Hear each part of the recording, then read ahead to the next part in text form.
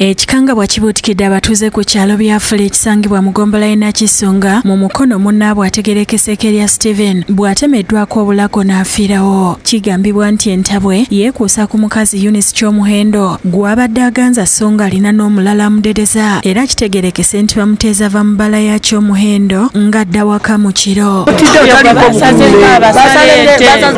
Naye omuntu bamutemyeko ensingo bamutidde mu bukambwe bw'amaanyi. Omulambo gulabiddwa omukazi akedde okugenda okukola nga yatemeza ku batuuze. Nemugamba yina yate mutamiivu kyono ataleekaana nako akeyanigambye abange ndi wano naye guno si mulamu kwe kujja okuyita omukyalo waawa. Waliwo n'omutuuze eyasitusa abatemu bano bwe yabasanze nga bali ku munnabwe bamutematema era naye yabuuseewo n'ekiso ku liiso n'adduka kiwalazima ngono yalumiriza nti yasanze Kagombe Saamu ne banne mu kikolwa kino. Ono mugenzi abadde alina omuggo n'akuba ningamba naye onkubira ki namugamba naye bokaana nabo siponzers tenimba tasa ningo abakola ki nakoye mugole nangoberera paka nangoberera. Abalala balumiriza Kyomuhendo nti afuuse ndibasa kubanga abasajja bakyusanga ngoye nga tewayita nnaku nga tebakubaganidde mu bbaala eyo. Nga balwana nnyo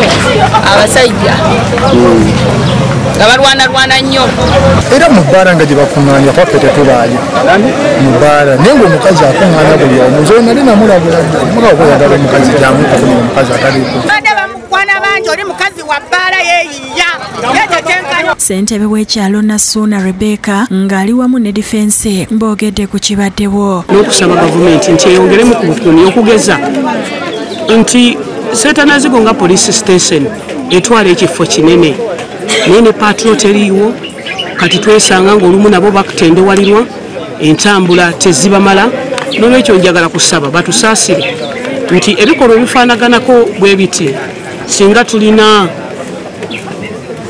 gavumenti ebintu byerina okuweereza ku station mu budde twandibadde olumu tuyambibwa. N'ekirala kitulina ekizibu abantu bayingira mu kyalo kuna abantu ne baleeta abantu ebabalipootinga ate twagala poliisi etuyambeko bwe tugamba tukolamu operation ng'abakulembeze b'ebyalo poliisi etuyambeko ewuliriremu kyetuguddeko tuli mu kweraliikirira kubanga olaba omuntu engeri gye bamusaze nambeera ogiraba tuyinza kuteerera.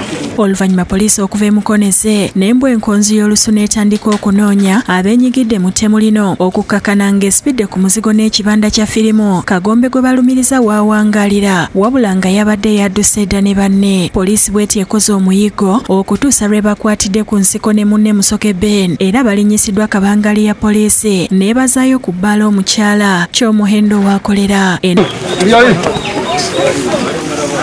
N'okufulu bamenye emmenya okuyingira munda era Kyomuhendo mu kwewoza akategeezezza nti tamanyi kyabaddewo kuba yeeyagaddewo ebbaala ye mu budde. Kagombe n'amutegeeza nga bw'agenda okutwala Steven awaka.